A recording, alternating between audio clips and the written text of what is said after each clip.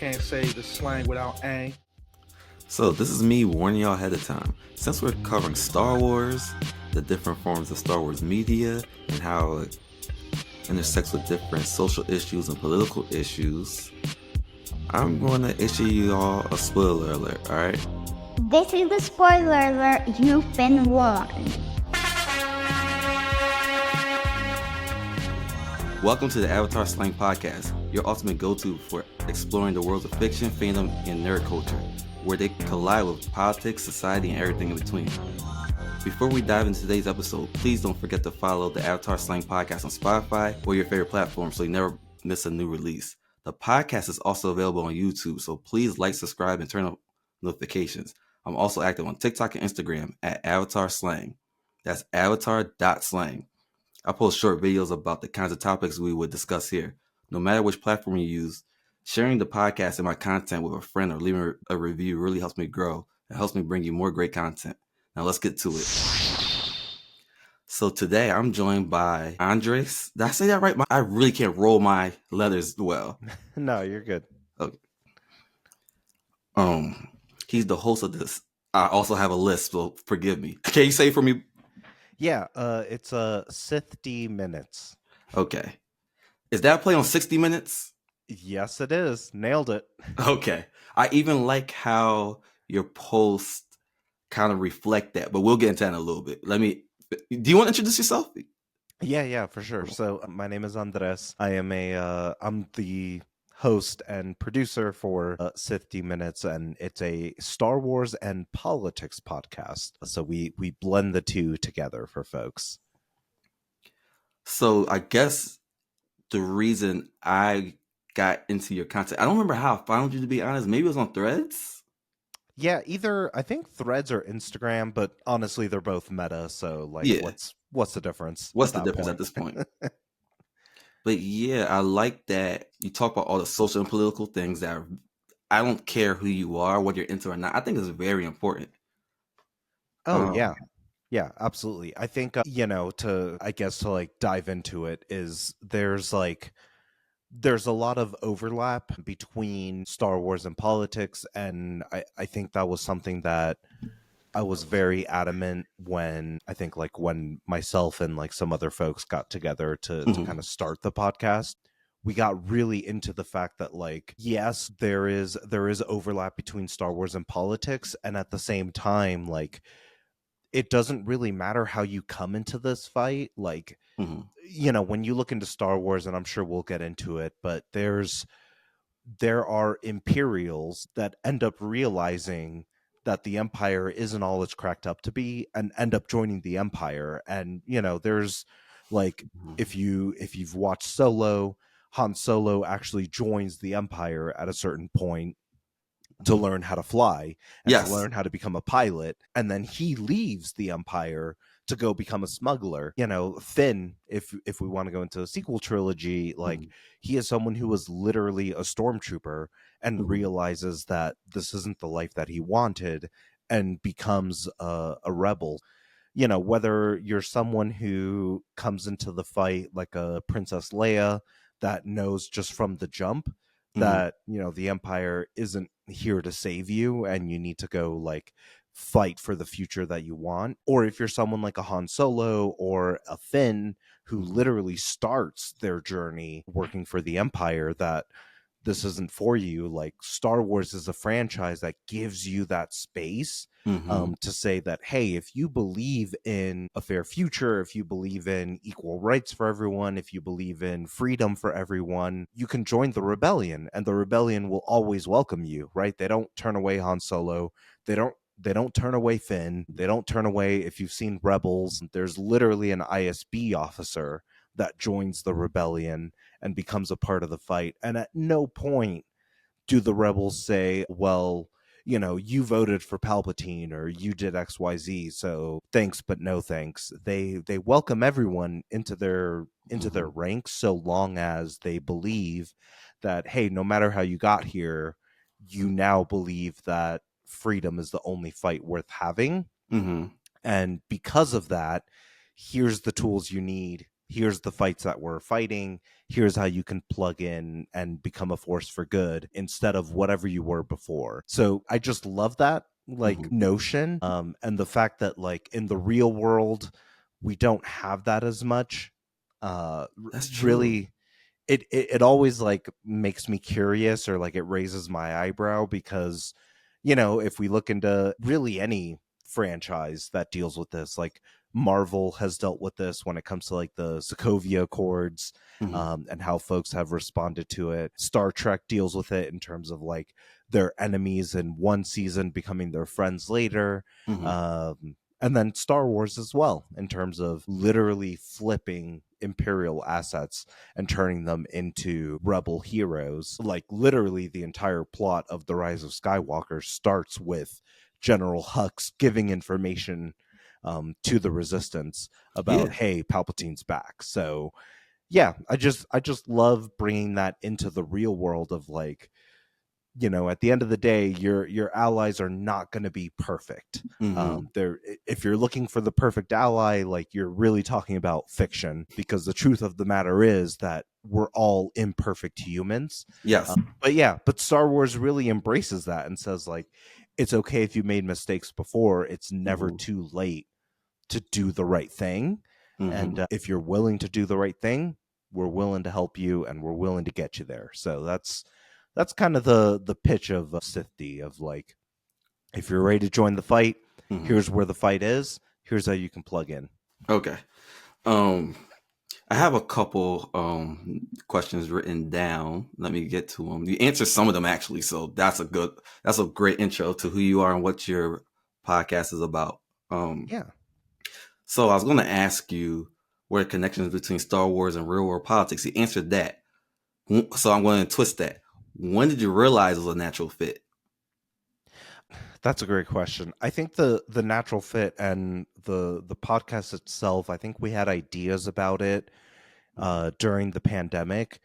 Really the big kind of push to say, okay, we're going to make this podcast came during the 2020 election, because there was a post, and I'll see if I can find it while we're chatting here, but the campaign manager for Donald Trump during 2020 made a comment about how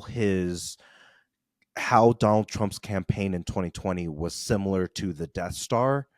And like the post that he made on Twitter was like, oh, we're, everything's locked in, we're really refined, we're laser focused, kind of like the Death Star. But he failed to realize that the rebels blew up the Death Star. So like all of his I remember that. Yeah, he was like, we built the Death Star of Republican campaigns, and he just didn't realize, and everyone like clowned on him who were Star Wars nerds about that's kind of the worst metaphor you can make, because the Death Star blew up Alderaan, but like the Death Star wasn't around for much longer. They blew up the Death Star, and then like 2 hours later in the same movie, the Death Star gets blown up. So like that's not a great metaphor for like an election. So it was in that moment, and I think around that time was also around the time when in The Mandalorian there was the woman who played a rebel drop trooper from Alderaan. She ended up getting kicked out. She's a former fighter, I think. Yes, in real life. Yes. I don't remember her name, but she's like on the she's right wing. Woman. Gina Carano was her name. Yeah, Gina Carano played. I could pull it up in a second. No, I can't. Yeah, I'm like digging through this here. Cara Dune. Yes, she played Cara Dune in Mando, and essentially there was a big fallout in terms of her refusing to recognize people's pronouns and being respectful about them, which rubbed up against Pedro Pascal, who has his sister. Can you say that one more time? I love the way you said that. Pedro Pascal. Quick tangent. I've been studying Spanish for the past year, and I wish I could speak like that. But I'm sorry, I cut you off. No, you're fine. It's something that takes practice in terms of the R rolling, but I did study a bit of linguistics in college, so there's it's like a really unique kind of flair in language. But Okay. yeah, around the same time that the 2020 campaign comments came out about the Death Star was around the same time that Gina Carano was essentially losing her job on The Mandalorian because she refused to recognize people's pronouns and just give them basic respect. Like, we're not even talking about, you can have your own thoughts about how people identify, but it's the simple notion of, if someone tells you their name is Fred, you call them Fred, and that's the end of the conversation. Can I hold that thought real quick? Yeah.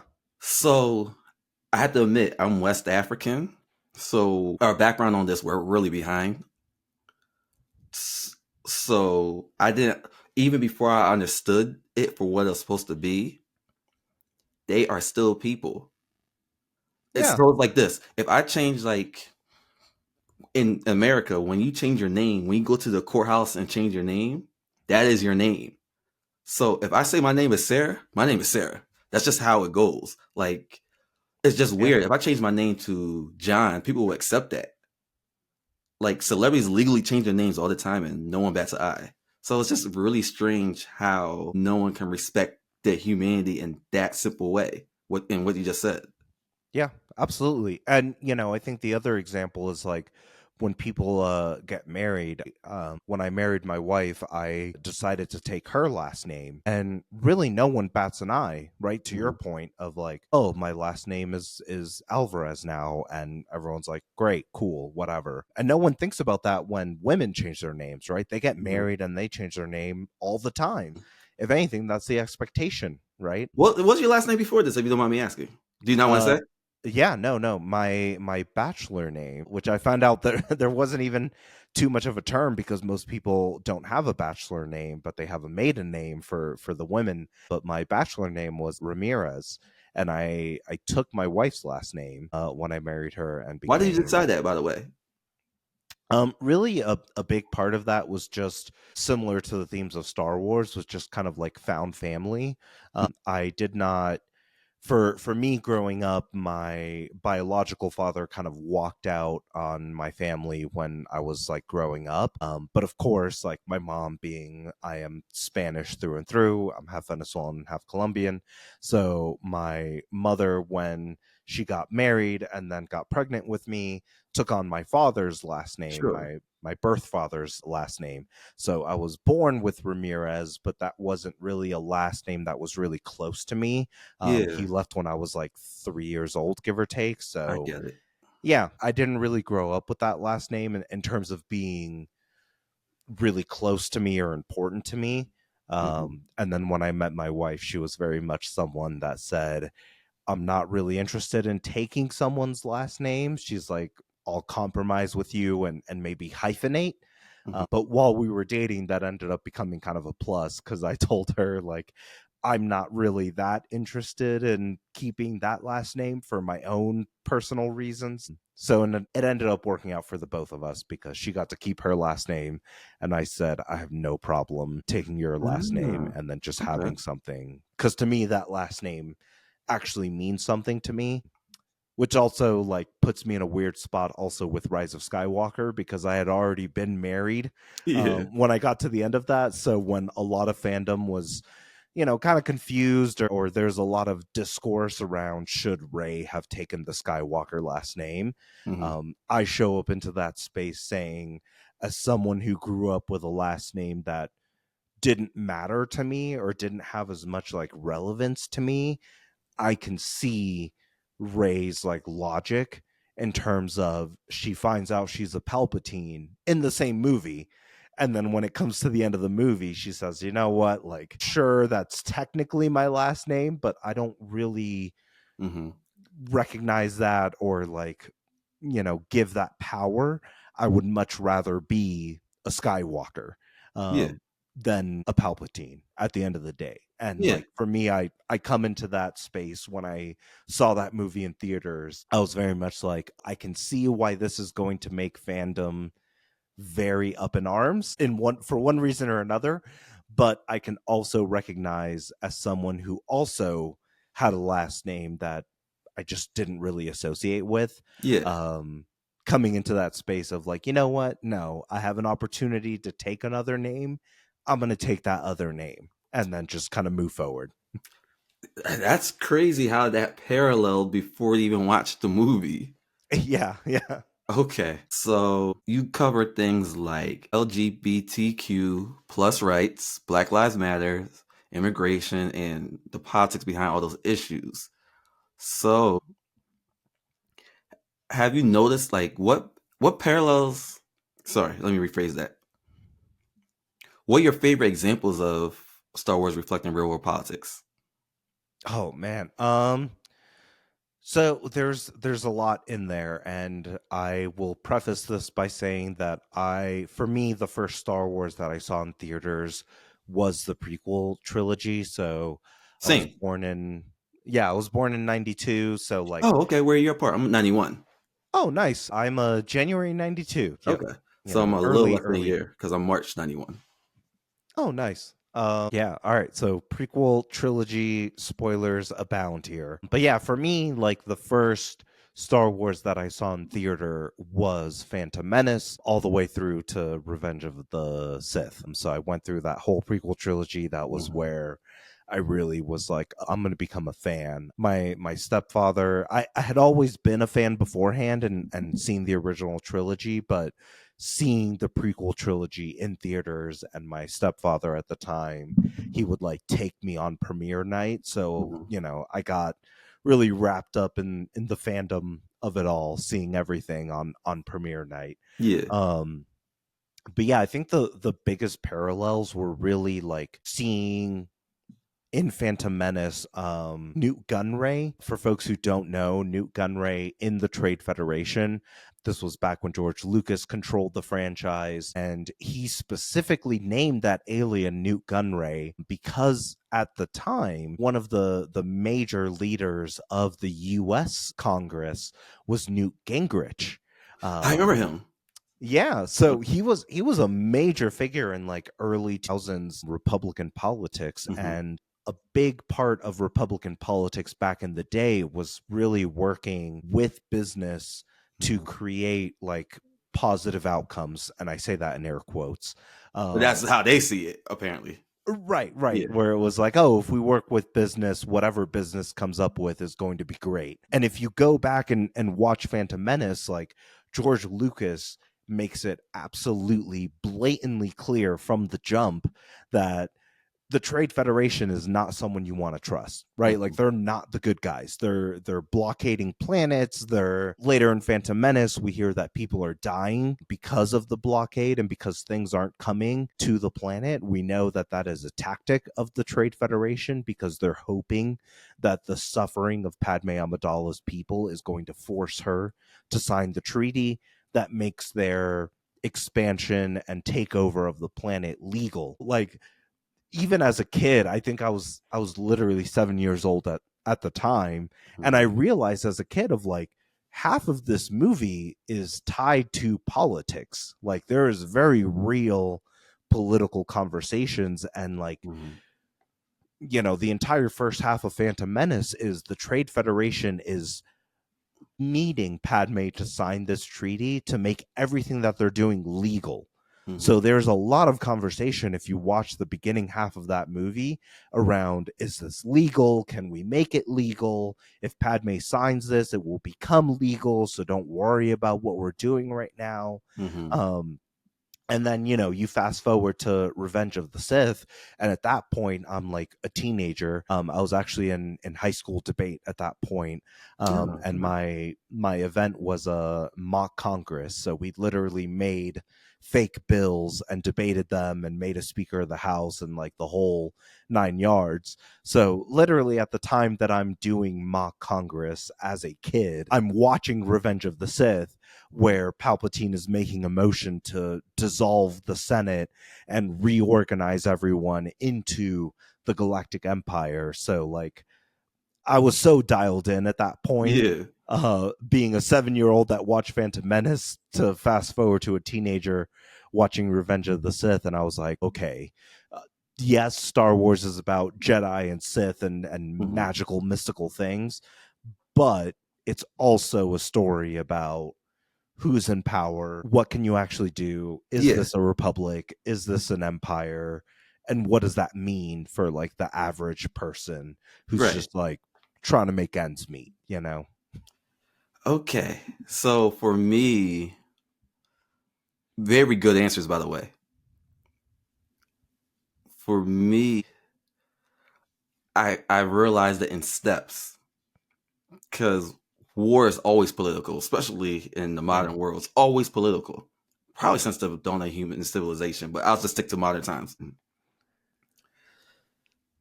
I noticed it in steps. Like, obviously with the original trilogy, they're really in the it's more about the good guys being rebels, you know, the rebelling against the system. Whereas in the prequel trilogy, which is what we lived through, I think they got to show the more political side. When I say political side, I mean the sense where you see the real arguments happening. And when I say the prequel trilogy, I don't mean just the trilogy. I mean also the world of the prequel trilogy. So like Clone Wars. Yeah. Like, I always loved Star Wars, but it went another level when I watched it during COVID, because I never got to watch Clone Wars when it was new. Oh, interesting. Okay. So it's like I knew, but I didn't know it was going to go another level, because I watched the season where it still looked like a weekly serial, when Yoda was ambushing the I can't think of the other group, Count Dooku's group. What are they called? Separatists? Yes. Yeah, so I was watching those, and I'm like, oh, this is okay. But this is the 2000s, so you're spoiled with so much sci-fi and Saturday morning cartoon type stuff that I didn't make it a priority to watch Clone Wars. That's fair. Sorry to interrupt, but Sure. Were you by chance, did you grow up watching Gundam Wing on Toonami? Yeah. Okay, yeah. I missed Clone Wars when it first came out for the same reason, because you have Clone Wars and it's kind of like, sure, like Star Wars things, but people are just like Adventure of the Week kind of stuff. Yeah. But then, there was Gundam Wing also on TV, and I was like, oh, this is like politics, robots, things are blowing up, like people are, they're doing the damn thing. And for me, that was like what I gravitated towards. No, that's a good interruption, because I didn't even think of that. Like, I feel like Japan was doing the political themes. I mean, it was always existent, but Japan was like gritty with it earlier, I feel like. Absolutely.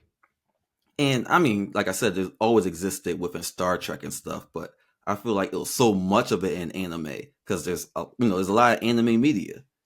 So Absolutely. Whereas we found it in certain places, but to get back to Star Wars, actually I was basically done. So I was just saying that my journey with it is a little bit different. Yeah, for sure. And, I think one of the other things that I'm really passionate about when it comes to the podcast, and also like Star Wars fandom in general, is that it doesn't matter how you come into the space. It just matters that you're in the space. So like, I will be the first to admit to people that I have not finished Clone Wars. I have seen bits and pieces. I've seen specific arcs. Okay. But even though I run a Star Wars podcast, I'm very much like, I don't watch it all. Like there are certain things that I know just aren't for me, and that's okay, because like that storytelling will meet you where you're at. And that's kind of the beauty of Star Wars. Like if you're ready to go, knee deep straight into it, like sure, Andor's there. If you're in a family that maybe you're a huge fan of Star Wars, but someone else in your family that is important to you isn't a big fan, like Skeleton Crew is there. Yes. If you're a fan that is like raising young children, like Young Jedi Adventures exists, which is like very much geared to like younger children and kind of like that Barney Teletubbies like age kind of group of folks. And can I throw in something real quick? Yeah, please. As I was looking up stuff for this podcast, I found out even all those shows sneak in a little bit of positive agenda, and I was like blown away. Yeah, and it's like it's all there for you, and it's still very much Star Wars, but like it's also meant for different audiences. They package it meant for different ages. Yeah, so like it's okay, you know, like for when I meet a fan that's like, if you haven't watched everything, you're not a real fan, or, you know, what is a real fan? I'm like, it doesn't matter, because there's, you know, there's people who only care about the original trilogy. Mm-hmm. They're still fans. They're Like still they're fans of the original trilogy, but like they're still Star Wars fans. And if you Yeah. talk to them about the Battle of Endor or whatever, they're going to know things that maybe you didn't know or Mm-hmm. that you missed, because that's their jam. That's And the hyper like, focus. exactly. So like it's, you know, it's fine. And that's the Yeah. beauty of Star Wars, that you can, you know, the Ewoks are just as important as, you know, Finn is, as Rey is, as Luke Skywalker is, because they all have a place in the galaxy, and that's the point. So I guess I'll get into the more TV movie part of the podcast. We can always jump back to the politics later, but while we're on that topic, why didn't Clone Wars keep your attention?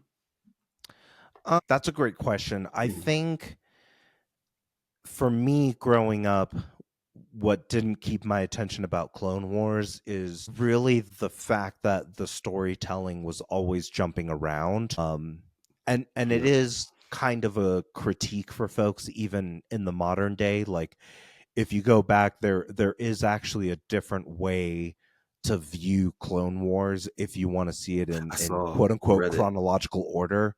Right? Because there are moments where it's like, this arc happens in season 2, but it's actually a continuation of something that starts in season 3, or vice versa, because of the way that it's set up. And for me, I'm just a generally bigger fan of like, tell me the story from start to finish. If you're gonna do things out of order, I'm not opposed to it, but like, there needs to be a reason. So like, I love The Acolyte, and I know The Acolyte has some things that are out of order, but a lot of that has to do with the storytelling, where and it's flashbacks. Exactly, where it's like, it's flashbacks, and the first time it's from the perspective of like the witches, which makes you kind of empathize with Osha and May and where they're coming from. And then later on in the season, you get the flashback kind of from the Jedi perspective, which then puts you in the mind frame of like, okay, there's some things where I can see where the Jedi are going with this, or like where this is really a tragedy. And it's not a mistake per se, but like, it makes you change your perspective on the characters that you're seeing before you get to the finale. So, you know, I like when things go out of order, but it has to have a reasoning behind it. And for me, as a kid, the Clone Wars just didn't quite do that for me. Got it. And then now as an adult, one, I only have so much time in the day. So I'm like, I don't know if I want to watch 7 seasons of Clone Wars. But the other part is like, some of these arcs and some of these plots, like, yeah, it gives me context to what's happening in the Clone Wars, but is it necessary, or is it like crucial to the plot? I don't know. No, it's not. To answer that question, no, but it's, I would say, because time is the name of the game for us millennials right now. Amen. I would say, once you get time, see, I didn't know that Clone Wars wasn't your thing. So later on, I could text you some arcs when you have time to watch, the ones that would fuel it'll fuel your content, I think, because there's some good political stuff in there. Oh yeah, there's like the arc where they go and visit the Separatist. Yes.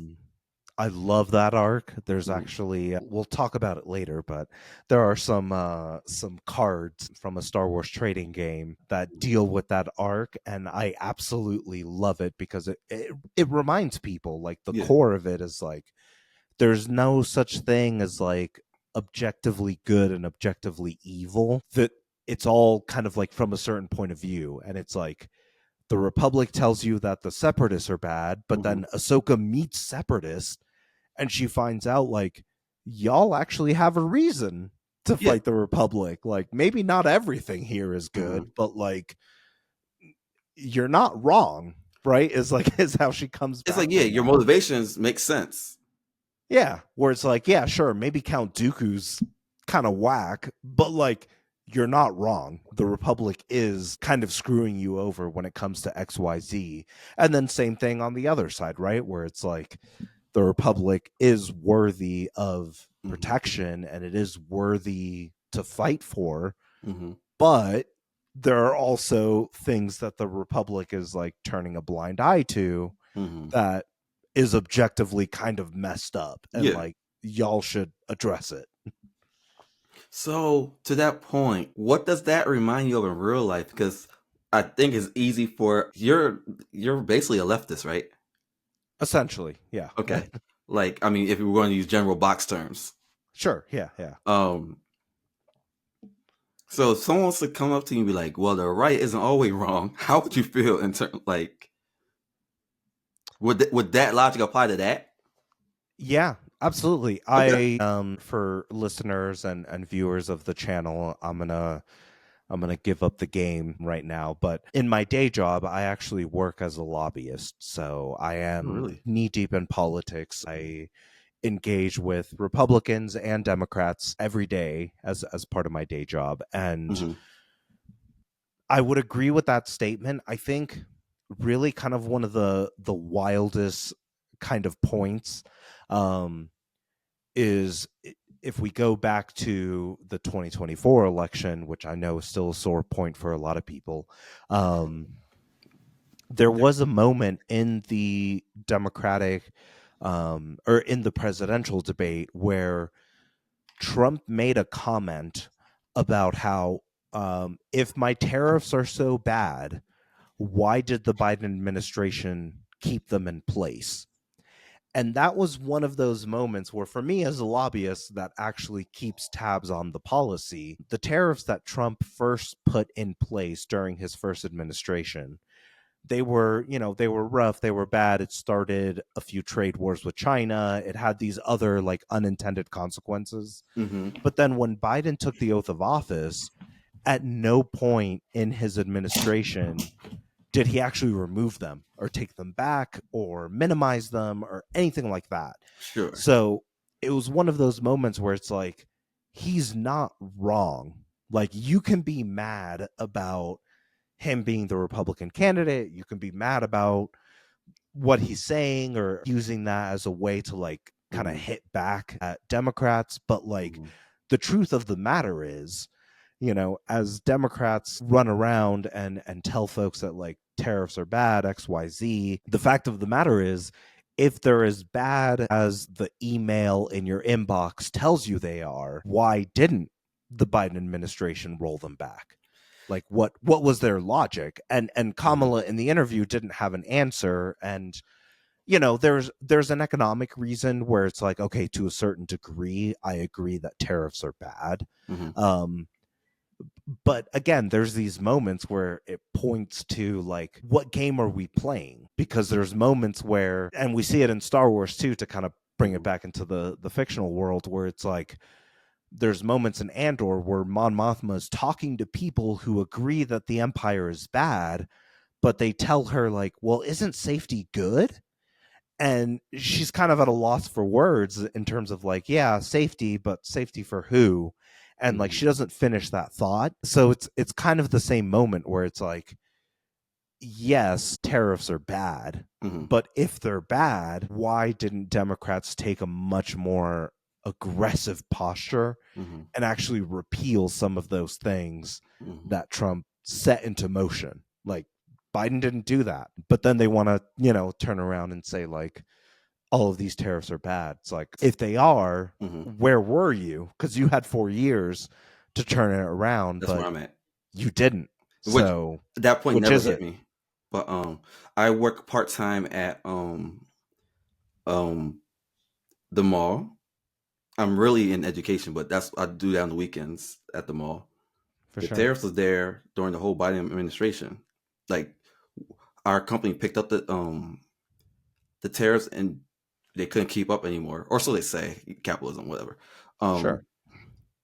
So they passed some of the expense to the customer, but that's been there since the Trump administration. Like you said, Biden didn't overturn that. I didn't even connect it that way.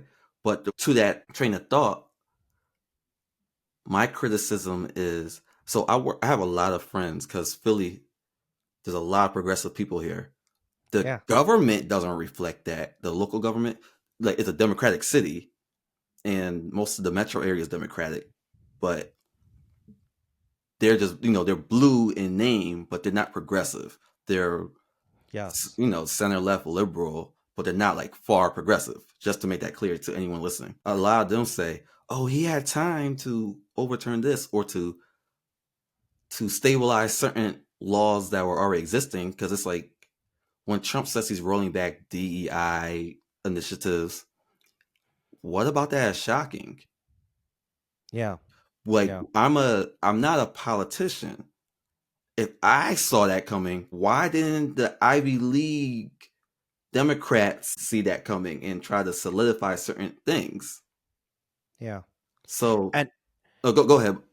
no, you bring up a great point, because it also, to me, it's like within Star Wars, like Last Jedi is one of my favorite movies, like right now in the franchise. And it reminds me of the point that DJ makes to Finn, where, they're in the ship that they stole from someone, and he pulls up the hologram and he's like, oh, let's see who owned this.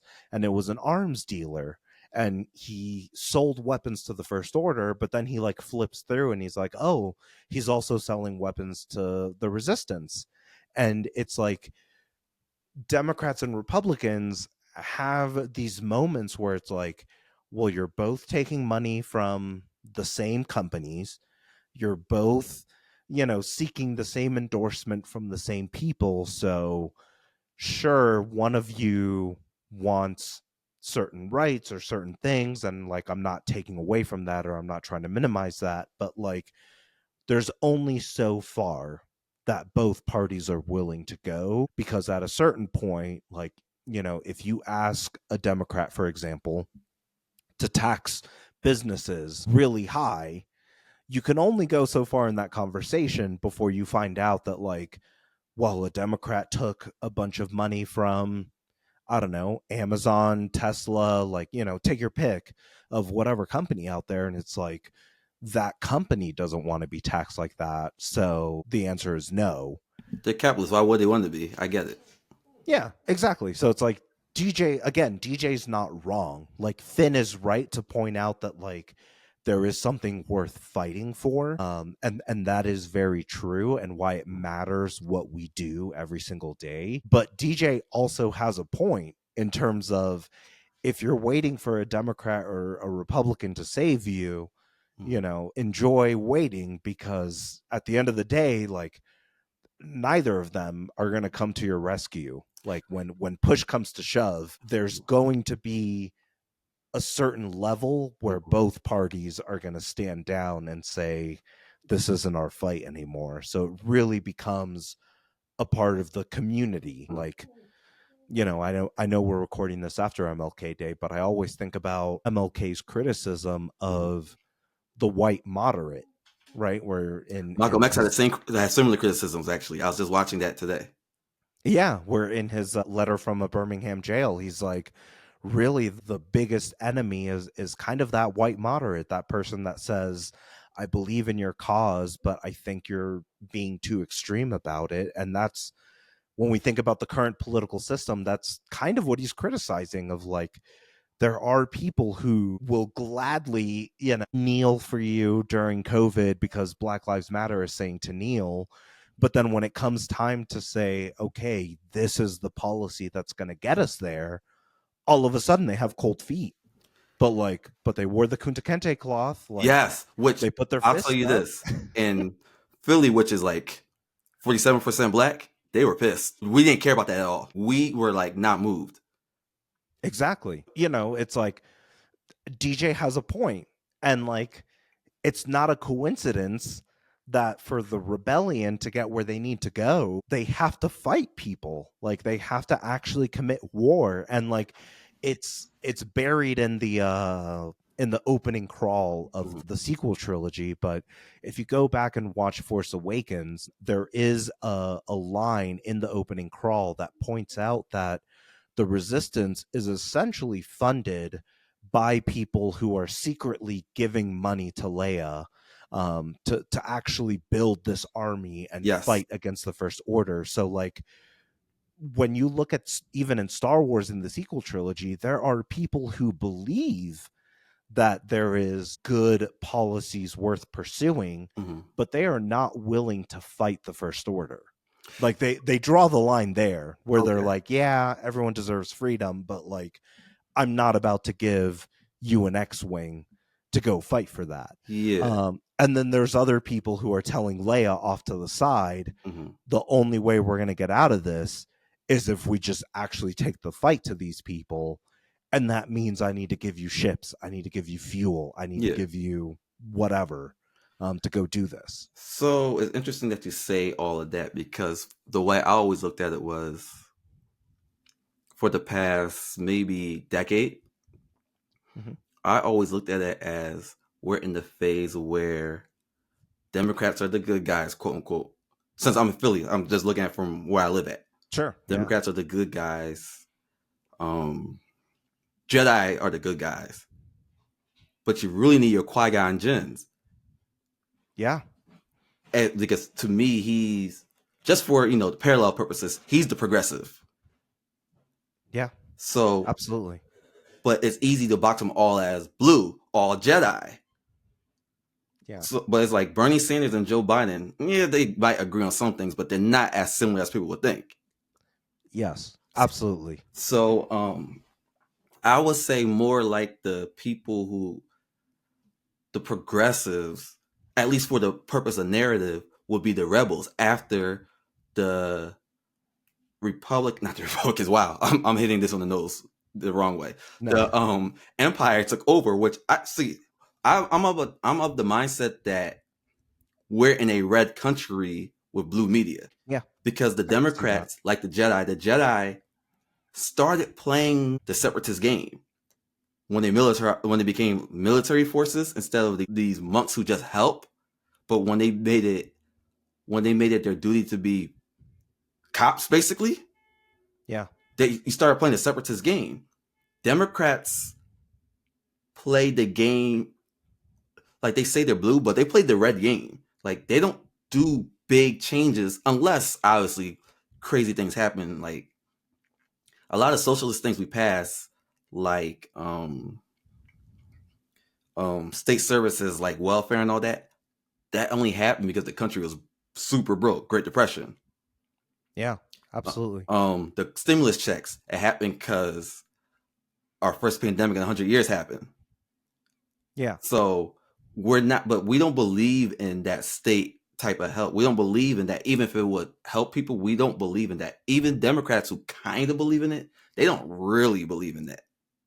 Right. Like they're not going to go to the mat and fight for it. And no. like I they'll enjoy it if it's here though. Qui-Gon, because like there's even that comment in Phantom Menace where Obi-Wan tells Qui-Gon as his apprentice, which is also kind of like a wild thing to think about, of like he's basically like the intern to Qui-Gon Jinn, and he's telling him like, if you just did what the Jedi Order wanted you to do, you'd be a master on the council. Like you're already a master, but like the council respects you enough that if you just did what they asked you to, you would be sitting there like with Yoda in that room full of the nice chairs and stuff on Coruscant in a cushy job. Yeah. But Obi-Wan makes the point of like, you keep rebelling and you keep doing these things that the council just does not like.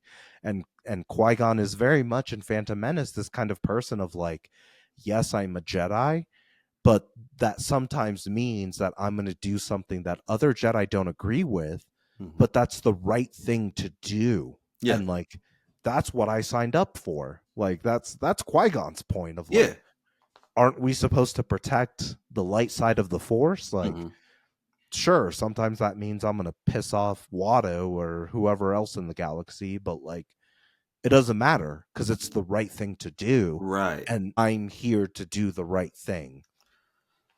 So it's funny that you said, I totally forgot that happened, because it's funny that you say the Democrats aren't willing to do what they need to do. It's not a one-for-one comparison, because Star Wars isn't just about American politics. It's about politics. Absolutely. And having their own in-world politics. But Obi-Wan wasn't willing to do what he needed to do with Darth Vader the first or second time. Yeah, Because absolutely. sure, you can say, "Oh, we don't kill people," but that's you do. Yeah, Like you're not against killing people because he intended to kill Darth Maul. that's He true. survived it, but that was your intention. You knew Darth Vader. I mean, Anakin. I'm calling him Darth Vader even though he didn't have the mask because he's a Sith now at this point. Sure. Yeah. He did all that to the younglings. You knew what they were capable of. You knew everyone's going to have to go into hiding, and you kept them alive. The first time you could be like, you know what? I thought I killed them. I get it. The Empire is in full swing right now. You know what these people are doing to everybody. He, like, the idea of having all these Force users that are super strong, that's not a thing anymore. You killed Darth Vader the second time. You know what? I didn't ask you. Did you watch Obi-Wan? Yes. I Okay, did. so you know that Obi-Wan did his thing and he trashed him at the end, but walked away with everything you knew. Yep. And I'm not really this pro-violence guy, but I also live in the real world. Like he intends on hunting you down again and doing bad things to people. Yeah. And you still want to play why? Yeah. I gotta be honest, like Kenobi and the way he reacts to Vader is probably my most like fascinating thing to explore when it comes to the Jedi, because like even like for a moment, let's just like fast forward to Return of the Jedi. Okay. Kenobi as a Force ghost tells Luke the only way you're going to complete your training is you have to kill Darth Vader, and you have to be the person that does it. Mm-hmm. And Luke tells him, I can't fight my father. Mm-hmm. And Kenobi's canonical answer in the script is, quote, then the Empire has already won.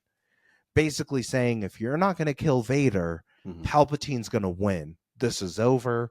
There's no point in debating this any further. And yet we know as fans and people who have seen the movies that like Luke not fighting Vader actually ends up being the thing that helps Palpatine lose, because Vader turns around in the last moment. And for me, it's like Kenobi has multiple opportunities to kill Vader, Mm-hmm. and he chooses not to. He doesn't do it in Kenobi. He doesn't do it in A New Hope, because, I'm sure, I know it's the 70s and like Alec Guinness was super old, but like we know that Kenobi is essentially a Jedi Master kind of at the height of his powers when we go to A New Hope, and he chooses to lose to Vader in that moment. And to me, it's just a reminder of like, as long as there's still conflict in a person, it's still worth pursuing them with like love and compassion. Because if anything, the only character in Star Wars for me that is blatantly worthy of being destroyed is Palpatine. Because people give him multiple opportunities in every single trilogy to say, I'm not going to fight you. I'm here as a Jedi. I'm here as someone who isn't going to strike you down in anger. And Palpatine chooses to say, okay, then I'm going to kill you. But Vader hesitates, right? Like Vader won't kill his son.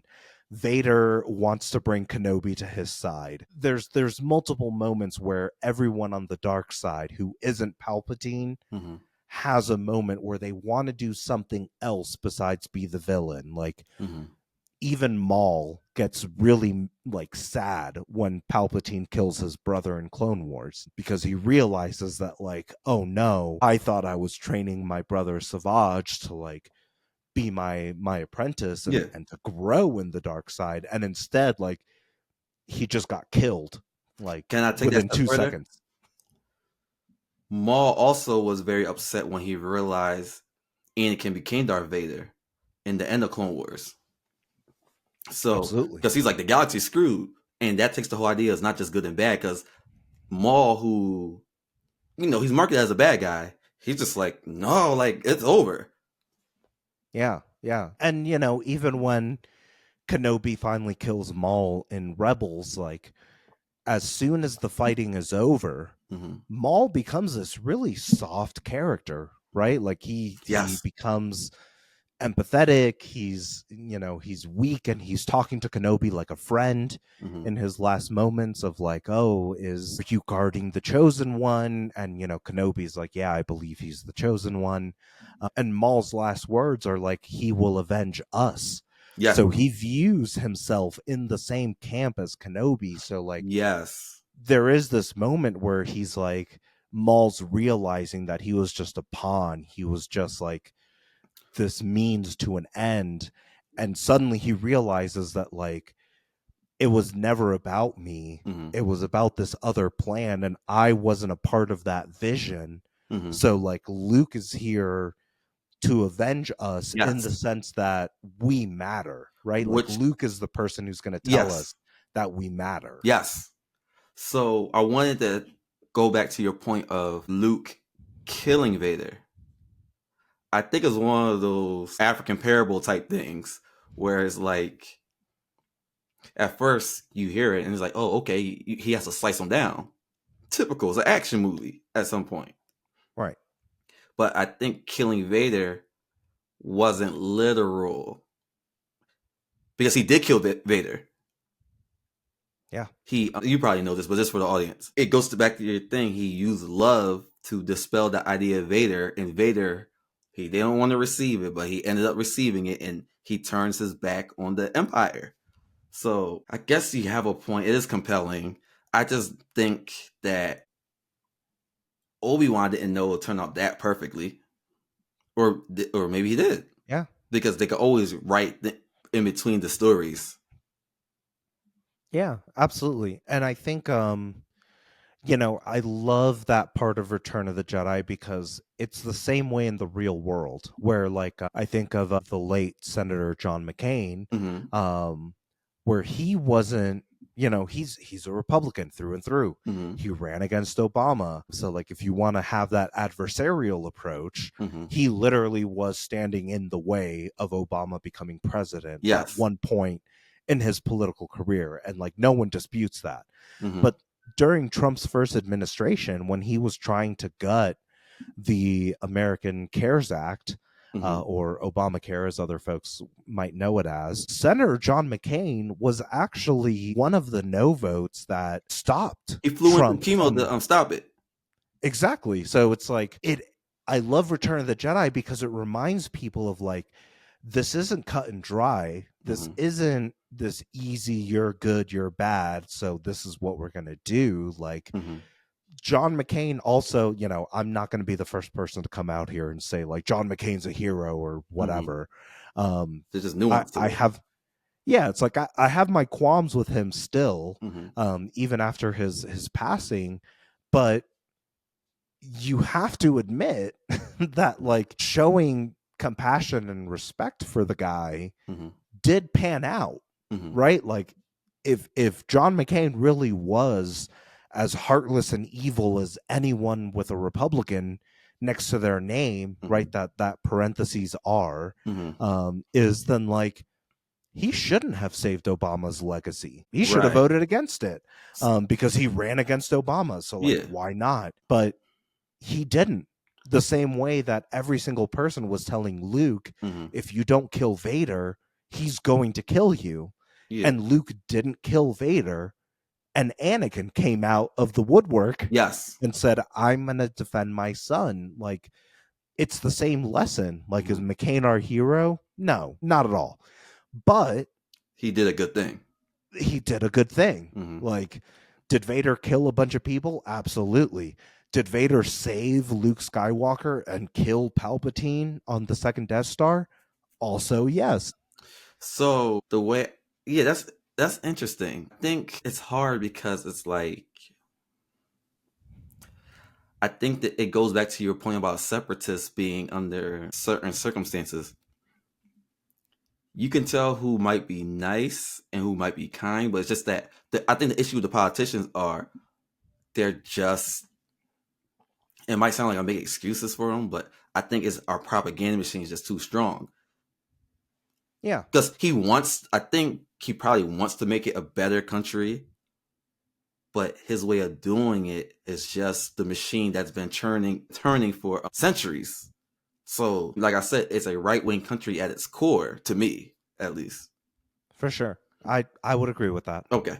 Like capitalism, like American capitalism, whether you agree with it or not, like factually is a right-wing belief. Yeah. I mean, most of the people that signed the Declaration of Independence were slave owners, and like, Right. you can't get away from that. You Like, can't. sure, George Washington and Ben Franklin believed in freedom, whatever Yeah. that means. Yeah. But they only believed in freedom for White men. white landowning men Mhm. because they both had slaves. Like, Yeah. they were totally fine with that system. Right. So the thing with them is politicians can do good things, but at their core, there's just a lot wrong with what they are fighting for. Yeah. So, where was I correlating this to? Do you think Vader believed what he was doing is better for the galaxy? Because there's the whole thing that Sith aren't bad; they're just believe in different things. Yeah, that's a good question. I think at his core, the reality of Vader is he was only following Palpatine to get Padme back. Everything else that happens after Revenge of the Sith, like, Palpatine even makes the comment of like, in order for you to be strong enough in the dark side to save Padme, you need to do these horrible things. And those horrible things will give you the power to save the one that you truly love. So like, that's the deal with the devil that he makes. Yeah. With the devil being Palpatine in that metaphor. But like, I don't think Vader ever thought that like the Empire was a good idea for the galaxy. Mm-hmm. I truly think that at the point that he becomes Darth Vader, Mm-hmm. his only concern is getting Padme back. He doesn't care what happens to the galaxy. He's just like, if I have my girl, everything else is going to be fine. I really don't care. I'm strong enough. No one's going to come for me. Mm-hmm. Like, the birds aren't going to eat my face kind of mentality. Mm-hmm. So I don't think he ever believed in the Empire as like a system, which is what makes his turn in Return of the Jedi so much more believable, Mm-hmm.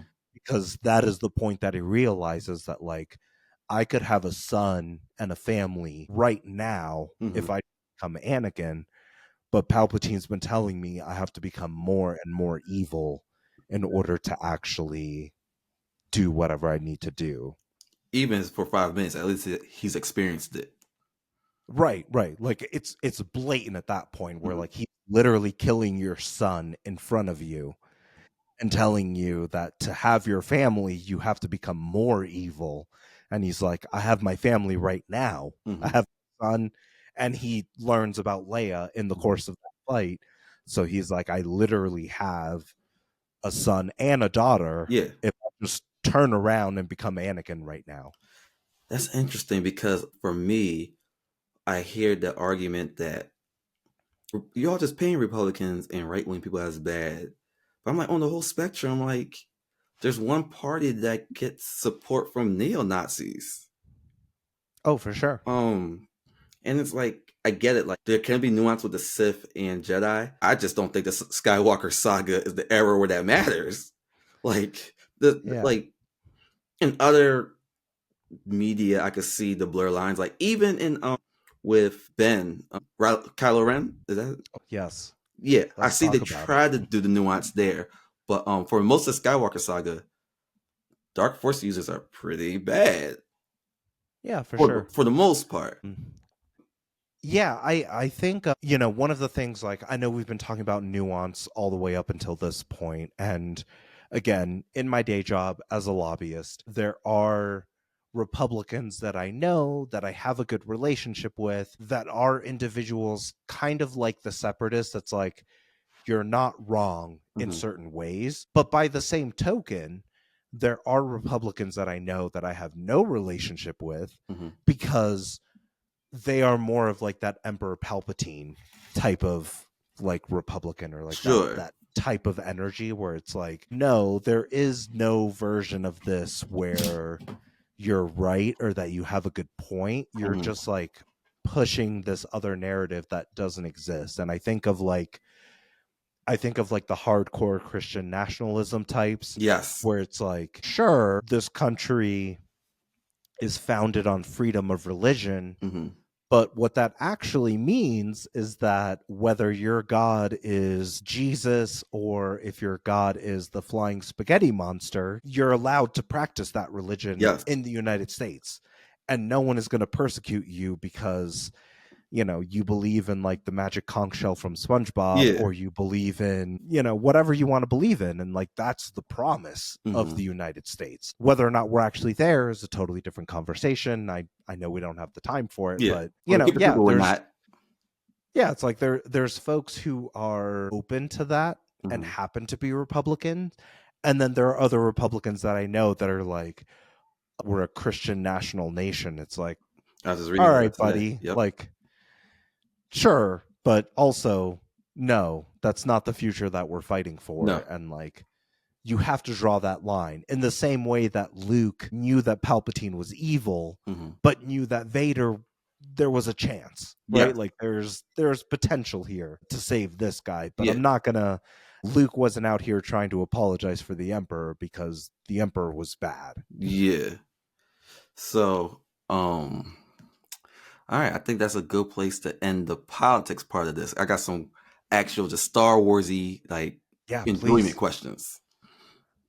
So this is always a hot debate, since Disney is now, I mean, to me, Disney's in a four-way monopoly, so they own a lot of media.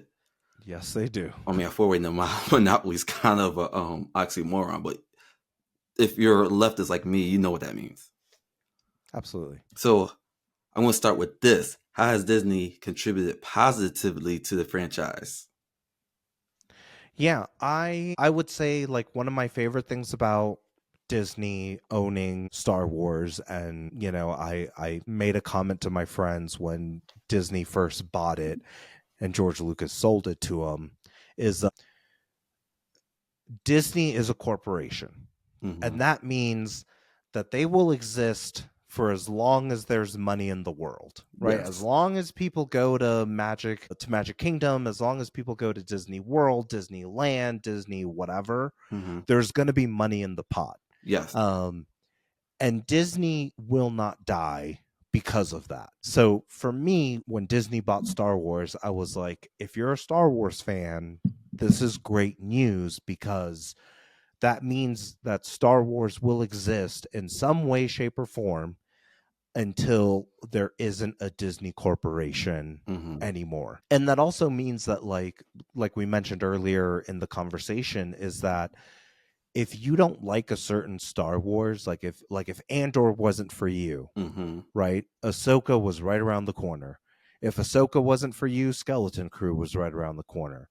If Skeleton Crew isn't for you, Andor Season 2 is right around the corner.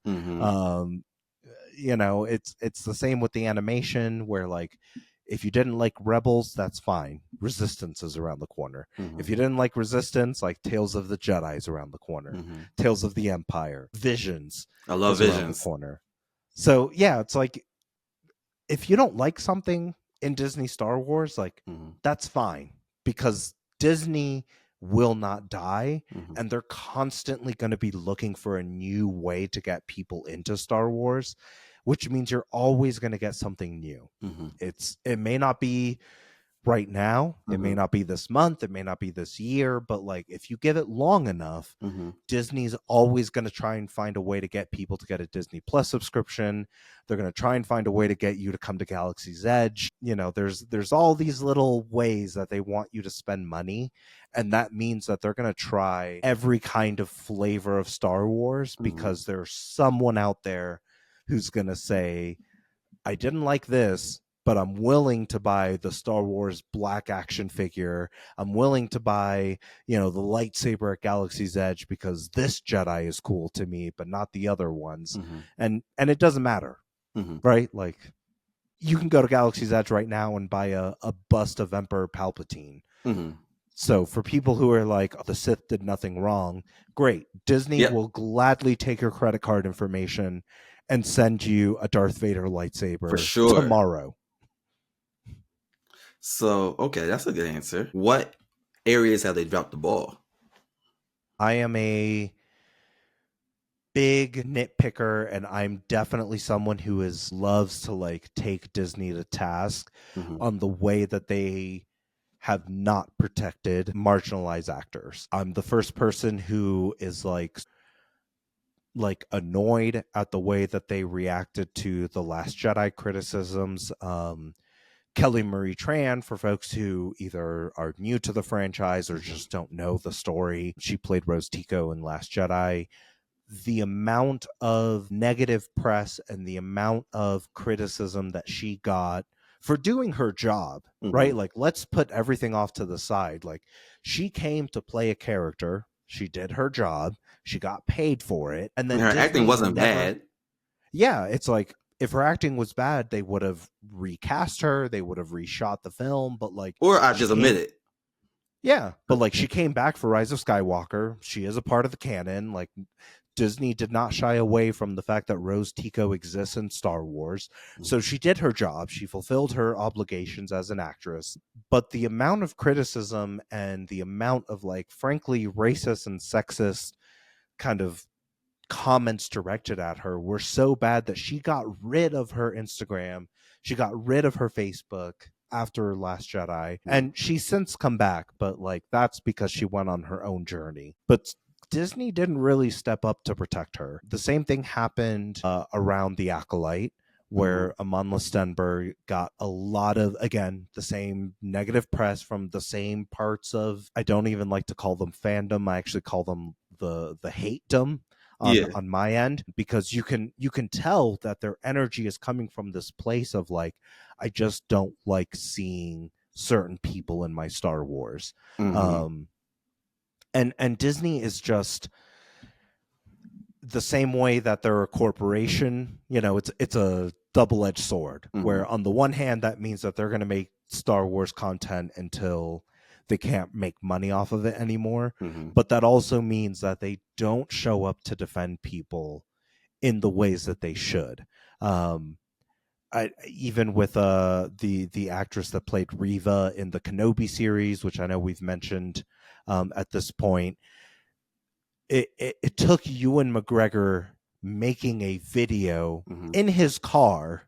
Like, you can clearly tell that he's just like making a video just kind of off the cuff, telling fans to like stop being mean to Moses Ingram. Though. Yeah, like, I didn't know there was backlash. Great. She did great. She's a good actress. An incredible actress. Other things.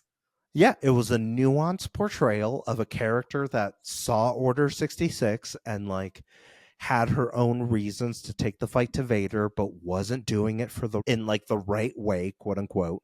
Like, she did a great job. And like, Ewan McGregor had to make a video in his car to tell fans like, stop being racist. She did great. She's a great character. She adds an incredible amount of nuance to this story. And she's classically trained. Like, she went to Yale for this. Yeah. It's like, there's no reason to be mad at her. There's no reason to be angry towards her. And like, y'all are just, you're going out of your way to be, frankly, jerks. Can I add on to that? Yeah, please. They try to pretend that they're like, well, no, I'm not judging the race or the gender. It's more the fact that she's not good. She was simply good. I'm like, no, she's considered a great actress. Like, she was nominated for Emmys for a reason. Not that your worth as an artist is only measured in accolades, but her being a bad actress is not a thing. Like, she's a theater actress. Right. Like, she was in this show I watched called The Queen's Gambit. It was a miniseries. She was loved in that. Like, her being not good is not a real narrative. It's just they're hiding behind their innate racism and sexism. Right. Exactly. And like, for me, I always come back to like, this is something that I will every single day, even on the podcast, we've routinely had episodes talking about like, this is something that Disney needs to do better at. I can see, or I can understand, again, as a lobbyist, I put on like that hat and I'm like, I know why they're not coming out in full support of like, this is wrong, because at the end of the day, like, racists have money too. Like, I used to work for Apple before I became a lobbyist, and it's like, there were people who were absolute jerks to people like me. Mhm. There were folks who were absolute jerks to other employees that, like, at one point I was a manager and like I was overseeing other employees, and there were times where I would talk to customers Mhm. who were like, I want to talk to someone who speaks American, and I'm like, I don't know what that means, man. There's but no like official language for one. I was like, all of us can help you here.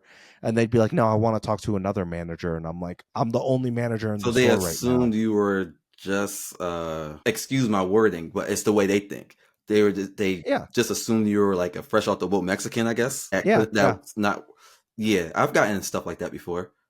Yeah. So it's like, I can see why Disney doesn't want to take that full-throated approach, because at the end of the day, the same way that I learned that lesson at Apple, it's like, yeah, racists are racist, but like their money is still green, right? Like the credit card still clears when they swipe it at the terminal, and Yeah. unless they do something super egregious, Mhm.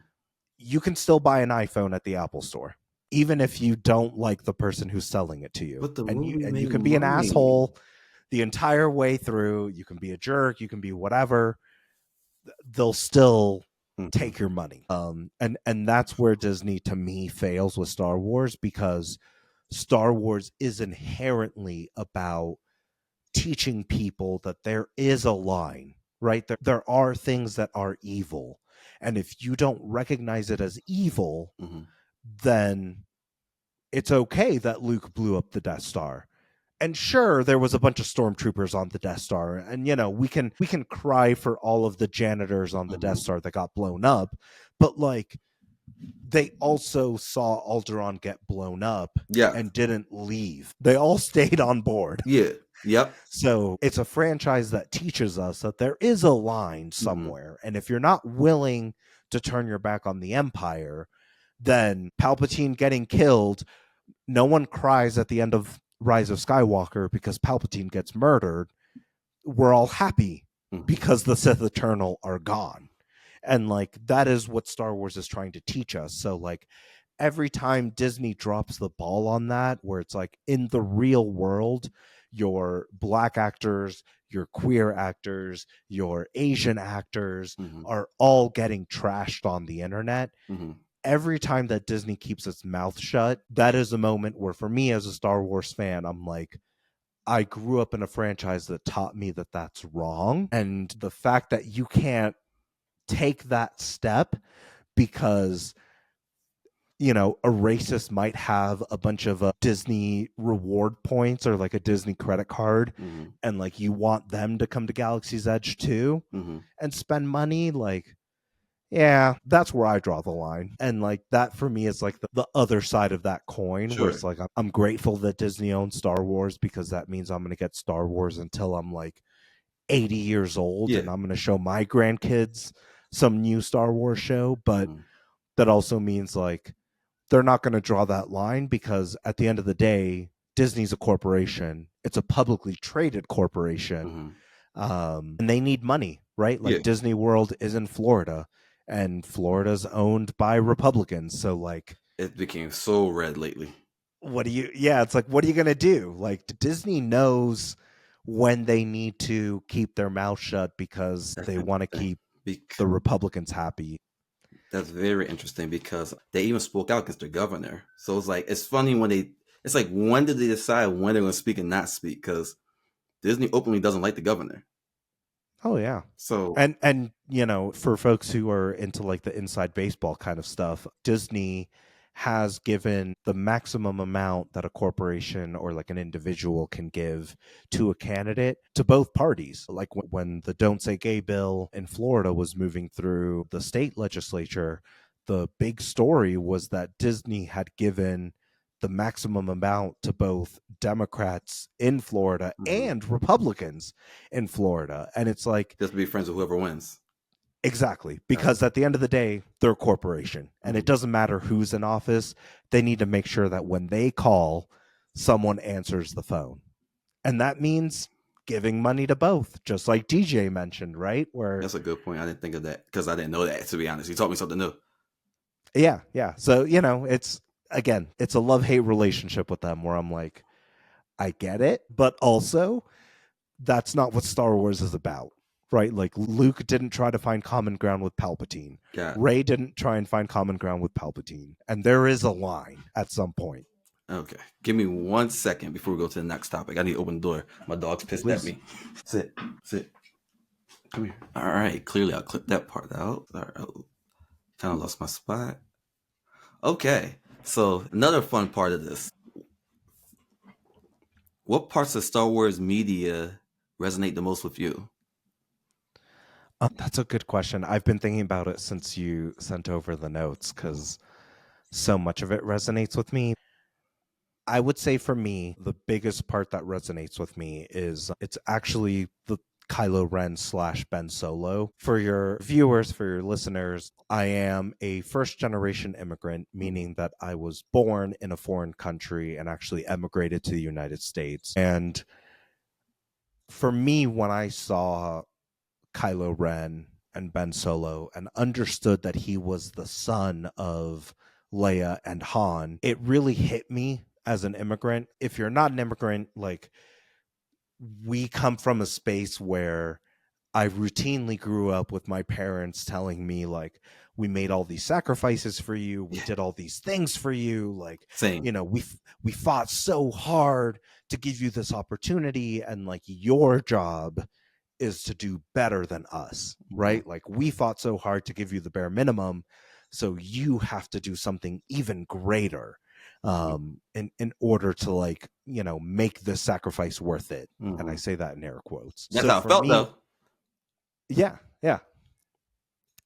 So for me, like, when I saw Kylo Ren, it was very much like, he is essentially a first-generation immigrant. Like, imagine being the kid of the Princess of Alderaan, and then Han Solo, who literally helped the rebellion destroy the first Death Star, destroy the second Death Star, was at the Battle of Endor. Like, his ship was personally, you know, the home of the rebellion after the battle on Hoth, was personally the reason that Luke got to blow up the Death Star, because he showed up at the last minute and distracted Vader. And he has so that Skywalker Luke could genes. blow it up.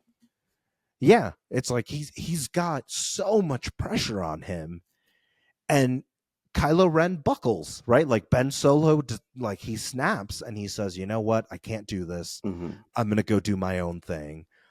And, you know, maybe it's the wrong decision. He definitely does some terrible things, but it comes from a place of, there was so much put on me and I just cracked under that pressure, and I became something terrible, and I made terrible decisions because of that pressure, because I didn't think I could live up to it. So I went and did all these other things, and then, you know, he realizes that's not how I honor my family sacrifice. That's not how I honor the legacy that came before me. You know, he turns around and he does the right thing, just like Vader. But yeah, for me, I have such a soft spot for Kylo and for Ben, because I see so much of that. And if you look at the current comics and everything that's, like, happening in the franchise, like, Disney and Star Wars specifically is doing a lot of work to, like, humanize him and show you that, like, this is a kid that was told that he was going to be the next great thing in the galaxy, and, like, he was told that at such a young age that he just cracked under that pressure. For me, I just see, like, the story of every immigrant child, where we're told, like, you are the next great step in the family story. And some people rise to that challenge immediately. Some people, it takes a few years, and some people walk away from that and say, like, I can't be who you want me to be, and go and do other things. And I appreciate seeing that in Kylo, where, that's a good way to put it. Yeah, he's a character that, like, he wasn't ready to become the son of Leia and Han. Yeah. So he did terrible things, and then he realized, no, I am the son of Leia and Han. And then he did great things. But, like, it took his own journey. No one could tell him that he had to be that. He had to figure it out for himself. Like, okay, yeah. Which is a real thing for immigrant kids and parents. a different, like obviously different media, but wow, I dropped the name of the movie. It's still a movie about the multiverse. It's not a Marvel movie, but it's the Everything Everywhere All at Once. yes, it tackles that My theme. favorite. You like that Yes. movie? I love that movie. Okay, so yeah, it has themes like it has. That seems to be the main point of the third act. Yeah. So where it's like, yeah, you can do terrible things, but like as long as you can remember the love at the core of it, you can always be redeemed, right? Jobu Tapaki, by the end of that movie, is someone that you want to save. Yes. Okay. Any personal favorites or unappreciated gems that deserve more love? Yes, I've been waiting for this one. I got a book out of the bookshelf for it. Hang on, there we go. That is Ronin, the Ronin novel from Emma Mieko Kandon. I always recommend this book to folks. If you are new to Star Wars, if you're not a huge fan of the canon timeline or whatever, because Visions is not considered canon, for those that don't know, that is hands down one of my favorite books. I think Visions in general is some of the best Star Wars that we've kind of had in a long time, but I get it. If it's not canon, some people only want to watch canon stuff and like whatever, that's your jam, go for it. But if you like Visions, or if you just really like incredible storytelling, I think Star Wars Visions, and specifically the Ronin novel, is some of the best Star Wars that you can get behind. It's a story that involves people from totally different walks of life. In that version of Star Wars, the Sith are actually the good guys, which is like a weird thing to think about. And the Jedi are not necessarily the good guys. There's queer characters in there. There's like conversations about what it means to start a movement and to actually finish it. Okay. There's conversations around found family. There's conversations around legacy. So it is hands down my favorite book. I showed the physical version to your viewers and to your listeners, but I actually have the audiobook version, and I routinely, it's like my annual book that I reread. So I will listen to the audiobook at least once a year from start to finish, because there's just so many gems in there, and it is such great storytelling. Okay, that's a good one. I meant to check that out, but because I cover so much, I forgot. Now I'm moving that up to like higher on my list. I'm probably going to start it tomorrow. Yeah, please. And, if you ever want to like chat about it, or you want to talk about plot twists or whatever's going on, like, please. Absolutely. I love sharing that book with people. And then when folks read it, if you need someone to like yell at about it, I'm here for you. You want to know something funny? Yeah, please. I cover Star Wars in my reels, but this is my first Star Wars based episode. Like, a lot of people know me as the Spider-Man guy, or like the Avatar guy, for obvious reasons. But for sure, Star Wars is really high up there for me, and people that know me don't really know that. Like, I know because Star Wars isn't as infinite as Marvel. Don't get me wrong. I know there's a lot of the non-canon stuff that used to be canon. What's that called? Extended universe? Yeah, extended universe. I think Disney calls it Legends now. Legends now, yeah. But... that aside, I feel like I know more, like percentage-wise, more Star Wars than Marvel. Although Marvel, most of my life was my main thing. So basically, that's just my way of saying I'm happy you came on. Yeah, no, I'm so grateful that the universe and the Force kind of put us in the same orbit. Yeah. Because it's Star Wars is meant to be a gateway to so many other conversations. And I think that's something that people overlook in the fandom sometimes, where they're like, I only want to talk about Star Wars, or Star Wars can only be this one thing. But why is it so woke? Yeah. And it's like, Star Wars was never meant to be one thing. Like, George Lucas was a fan of car racing, which is why Phantom Menace has a pod racing scene in it. But like, Star Wars is also political, but Star Wars is also Pulp Fiction, because like it is, what was it? Like, George Lucas was really inspired by Flash Gordon, which was like generic sci-fi. Back in his era. So like, when fans are like, well, Star Wars can only mean one thing, it's like, even George Lucas didn't believe that. And George Lucas made Star Wars when Star Wars wasn't a phrase, right? Like, so yeah, don't limit yourself. If there's, if there's one thing I would tell Star Wars fans, it's like, jump into it. Like, if you like Mandalorian, you're gonna love westerns. You're gonna love a bunch of black and white western films, because that's Mando. To that point, it's right. Like, that's the best way to put it, because I'm sure George Lucas, when he finally got to the point where he could make this, he had to pick a point where he wanted to start from. But like, in his world building that he probably did before he had the money to make this, or the funding, he thought of the Clone Wars decades ago. Because that they mentioned the Clone Wars in help me out, the one with Luke Skywalker, the first one, New Hope. So he at least had the concept decades ago, because that's how world building works for writers. So I basically just said that to say that it was never meant to be one thing. It's the whole world he built, and within a world, there's going to be different aspects. If you have that much world built, naturally there's going to be some politics and socioeconomic factors, unless you're just, as a writer, you don't care about that. But that's kind of hard not to do in a franchise called Star Wars. War is political. Right. And, and George Lucas was formally trained. He went to a film school. Mm-hmm. He did the whole 9 yards. And it's like, if any of you have been through a film program, or even been through any college degree program, or even like an associate's, like a community college, like you are exposed to a lot of different influences. Absolutely. And like, that is the reason why Star Wars has gotten to grow and continues to grow, is because George Lucas made it as a vehicle to tell all sorts of different stories. It's politics, it's murder mysteries, it's goofy.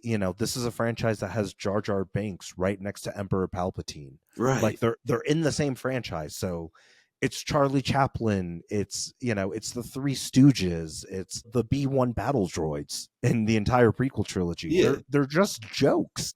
They're goofy little guys. They're goofy little robots. And that's because that's how George Lucas intended it. It's meant to be everything. It's politics, it's racing, it's slapstick comedy, it's everything. It's trauma, it's comedy, which makes it awesome, whatever you want it to be. Because isn't that the world we live in? Like, no matter how bad things are, there's clowns on Instagram, there's clowns at your job. Like, I love that about it. It feels real.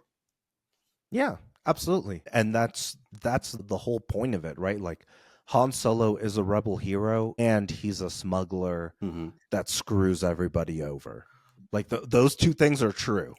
I mean, it's like you said earlier, he joined the Empire, but it's like, for lack of a better term, America's an empire. If someone joined the army, I wouldn't look at them like they're crazy. They kind of want to go to college. They want to get ahead.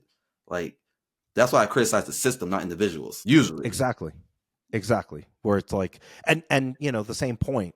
There's people that join the army because it means free college, which is absolutely something worth pursuing, because student loan debt is, ridiculous for folks that don't join the army and have to go through that. Like, Han Solo joins the Empire because it gets him off Corellia. Bingo. Like, it's really not that deep. Like, Solo makes it very clear. In a way, it is deep, because it's like, I lived in the more privileged part of Philly, but in some neighborhoods here, I'm not sure how you view Philly being in Colorado, but it can get rough for some people. And so, for sure. Like, think of the most street looking New York movie. There's parts of Philly like that.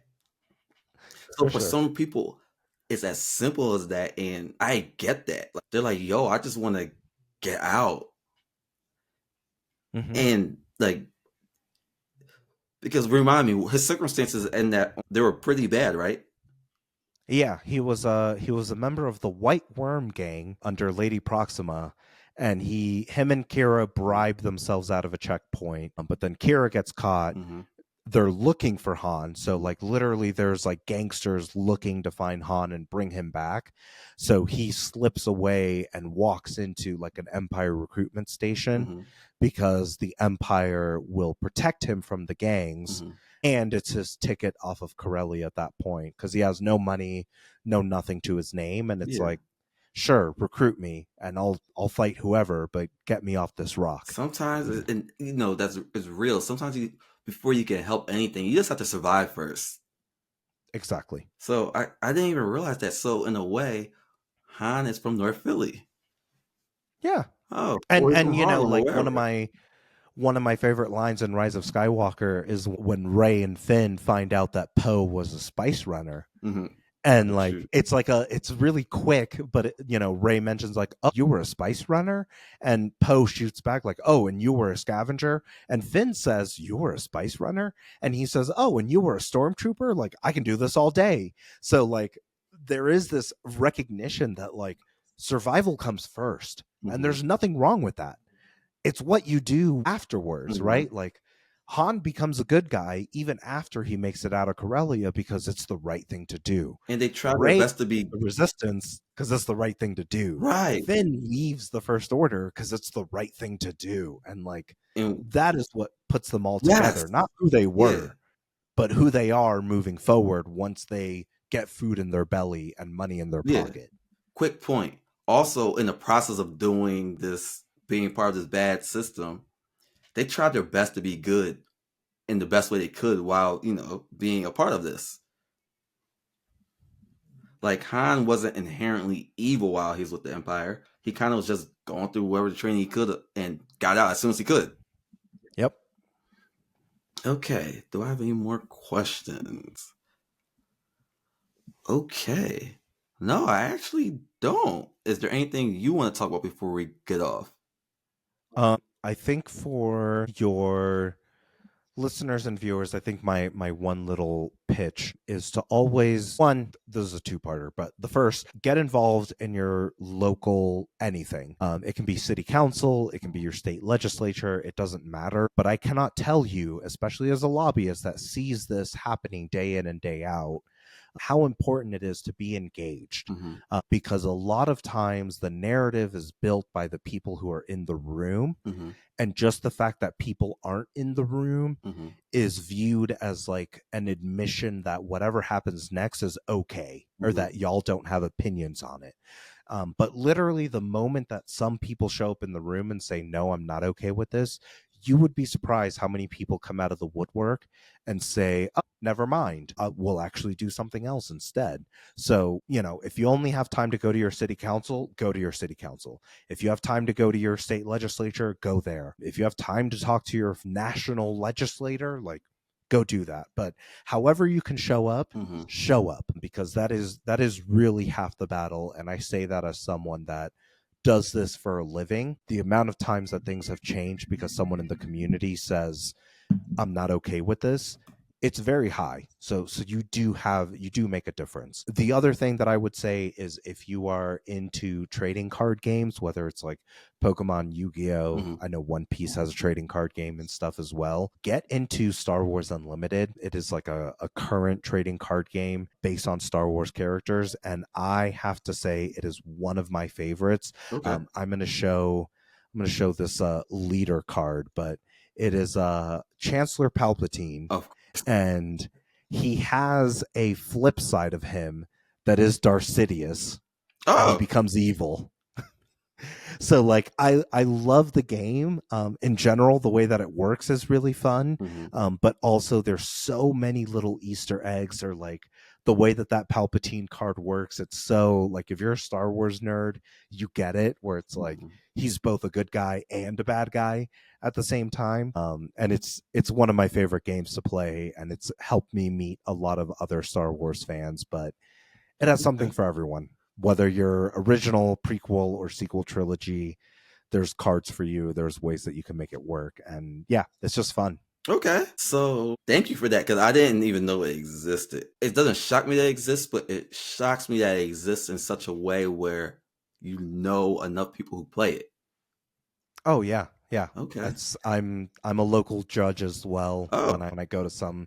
So yeah, there's times where I'm there as a player. There's times where I'm there as a judge, but it's been a really fun game, and it's super well done, which is what has made me keep coming back. Okay. So I need you to do this because your material is so good. can you please plug your podcast in? Yeah, for sure. So you can find us really wherever podcasts exist. It is Sithty Minutes, so Sithty, and then minutes spelled just like it sounds. We also have I have a Twitch channel as well. So if you want to watch me play Star Wars games or just talk about day-to-day things in politics, it is Sithty_minutes. And then of course we're on Blue Sky. I'm debating if we're going to stay on Meta, but that's just the conversation of 2025. Yeah. But yeah, if you search Sithty Minutes, you're gonna find me wherever on the internet, whether it's Instagram, Threads, Blue Sky, I don't know, whatever new social media we're gonna talk about in 5 years. I'm sure I'll be there at Sithty Minutes. Okay. Yeah, I mean, now let me hit you with this tidbit before we go. So I thought of how to relate my content to the political, social stuff because I didn't realize it, but that's what got me to like literature, TV, movies. I had an English teacher in 10th grade, Mr. L. And I think I said something along the lines of English is stupid. Not that bluntly, but that's what he got out of it. And he was like, okay, well, tell me how. Like, Transformers, that has literary themes. And I'm like, huh. And he's like, what else are you into? And then as I'm watching things, I'm like, Justice League has literary themes. Oh, yeah. I did read when I was 12 that X-Men is about oppression. So I'm like, oh, it can exist in anything. Authors have a message, even if it's accidental, because it's about something they've seen. So I say this to say that when I came across your content, I'm like, okay, cool. Star Wars content. I'm into Star Wars. And because social media is so fast sometimes, I just took it as Star Wars content. When I actually took the time to look through, I was like, oh, intersection. So I saw your content. And before I restarted my podcast a couple weeks ago, I was like, blueprint. So you didn't even realize it? You sparked something in me. Yeah, I'm glad to hear it. And, it's just a reminder of like, there are messages here and there are things to pick up. And, if you're just into Star Wars because like, cool, Rey lifts some stuff with magic, she lifts rocks and Luke Skywalker blows up a Death Star and pew pew. Yeah. Like, great, cool, fun. That's fun. No one's knocking you for that. But like, when you're ready, when you show up into that space and have that like extra little layer, that extra time to dig into it, Star Wars is still just as rewarding and it's just as rich in terms of the parallels and the lessons and the stories that you can pick up there, which it's my favorite thing. Whenever a Star Wars fan gets to that point, I love it. Okay, I think this is a good place to end because this is our first episode together. We went way over while expecting, which isn't a bad thing. Yeah, no, I know the struggle. Every time I have a first guest, I'm just like, yeah, it'll be an hour episode, and then I'm an hour and a half in. I'm like, oh, okay, we have to this. But now, now that we understand each other more, when Star Wars content comes out, we'll have times to talk, and it'll be more focused. Yeah, for sure. Since you're a big Visions fan, would you be open? Because I know there's like a Vision season 3 that's coming out. I don't know if it's coming out this year or if they're just announcing the final like stories and stuff. But do you want to come on for that? Like, I know we talked about coming on, and I don't want to like force it and make it next week. So if there is something you want to talk about next Friday, I'm more than happy to. So the answer, to be fair, is always going to be yes. Okay. It's just more about the when, but I'm always down. Like whether next week works or not, I'm good regardless. Okay, fair. What's your favorite Star Wars right now, if you don't mind me asking? My favorite Star Wars, like if I was to, like movies or just Star Wars media? Just Star Wars media, because I cover it all. Vision season 1 is my favorite. Okay. And that's probably the thing that hit me the strongest for certain reasons is it has Hera in it because I'll just get Hera. Rebels. Rebels. Okay. Because quick story, I watched Clone Wars. I saw how they at the end they have their perspective on episode 3, and I'm like, now I gotta watch Rebels. It's this watered down show. No, it wasn't. It was just different. No, it wasn't. It was not watered down. Like, oh man, no. Rebels. Rebels is it for me. Yeah. You know, my favorite thing about Rebels is that entire show would not exist if the Empire gave everyone like universal basic income or like food. Because like if you go back and watch episode 1 of Rebels, like season 1, episode 1, the only reason that Ezra even gets involved with everyone else in Phoenix Squadron is because he is stealing like a Mel rune from someone because he's starving. He's literally like, I'm hungry and I don't care anymore. I'm just gonna steal food and eat. And he steals food while Kanan and Hera are running an operation and like stumbles onto the rebels. And it's like, if the Empire just gave Ezra food and some money, that boy would not have been there. The stormtroopers would have found Kanan and Hera. And like done. Like, you know, roll the credits. So they captured them, it's over. Wow. I gotta rewatch that episode. I didn't even realize that. Yeah, he's hungry and he's stealing shit, and then like he stumbles onto Kanan and Hera and he starts helping them because he's like, oh, well, the stormtroopers are coming after me. They want you. I'm going to send them to you. And like they get, you know, hijinks ensue. But like he was just hungry. Like Mans was just trying to eat. Okay. Well, okay. Now we're going to visit that next time we talk. Okay. Well, then, yeah, I'll hit you up because I think we can even. I always love talking Vision season 1. So we can make that like next Friday if you want episodes of Rebel season 1. And if you want to send me some Clone Wars arcs, we can compare notes between those two, and that's how we can end that episode. Okay, word. And we'll just go from there. All right, I'm just going to close with this quote then, because you had said something obviously I'm going to cut this. You said something about people being in the room and agreeing with you. So I'm going to say, hold on. I had a quote. We are the spark that will light the fire that will burn the First Order down. You know who said that one? Ooh, it's either Admiral Holdo or Poe Dameron. Poe Dameron, you're good. You're good. Thank you, sir. Thank you. All right, that's it for the Avatar Slang Podcast. Thank you for tuning in. Avatar Slang. Andres of the You can't say the slang without ang. If you bringing all them episode, elements together. Click the follow button and leave a review. It's the best way to support me and helps more people discover the show. More listeners means more episodes. So share this with your friends or anyone who loves nerdy conversations. Want to go a step further? Consider supporting me at buymeacoffee.com/Avatar Slang. Every contribution helps me bring you more great content. You can find a link in the podcast description and my Instagram bio. Don't forget to connect with me on Instagram and TikTok at avatar.slang and share your thoughts on today's topics or anything I post there. Thank you for being a part of the Slang Gang.